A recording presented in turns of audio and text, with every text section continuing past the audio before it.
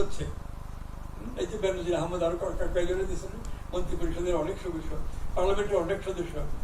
এই ব্যাপারটা গত কয়েক মাস ধরে আওয়ামী লীগের যারা তাদেরটাকে বড় করে দেখাচ্ছেন, কিন্তু অন্য যেসব রাজনৈতিক দল ক্ষমতায় ছিল সেইগুলো খোঁজ করে করে দেখা যাবে যে ব্যাপারটা একই রকম। এখানে শেখ হাসিনা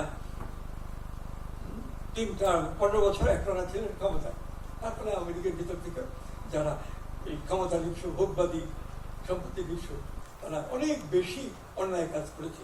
হাজার হাজার কোটি টাকা প্রতি বছর দেশের বাইরে চালান হয়েছে। তো ওইগুলি যদি দেশে থাকতো, সরকার জনসাধারণের কল্যাণে সেগুলি ব্যবহার করতে অনেক উন্নত হতে পারত।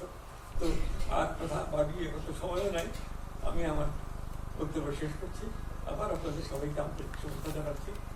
চলুন সবাই মিলে নতুন চিন্তা যাই।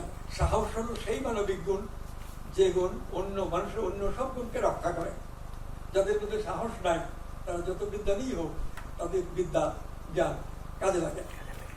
সাহস যে জাতির মধ্যে কমে যায়, থাকে না, সেই জাতি তো দুর্ভাগ্যের মধ্যে পড়ে। আমরা কি সেই দুর্ভাগ্যের মধ্যে পড়ছি না? সাহস বিশেষ করে যারা লেখক তাদের মধ্যে থাকে। কেউ কেউ এমন লেখেন যে সেটার জন্য মানে সরকার সমাজ তাকে ক্ষতিগ্রস্ত করে, দুর্বল অবস্থা নিয়ে যায়, কিন্তু তারপরেও তিনি তার নীতি ত্যাগ করেন না, এরকম।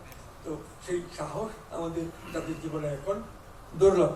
অনেক খোঁজাখুঁজি করে একটু পাওয়া যেতে পারে, নেই। তো ধন্যবাদ সবাইকে, আন্তরিক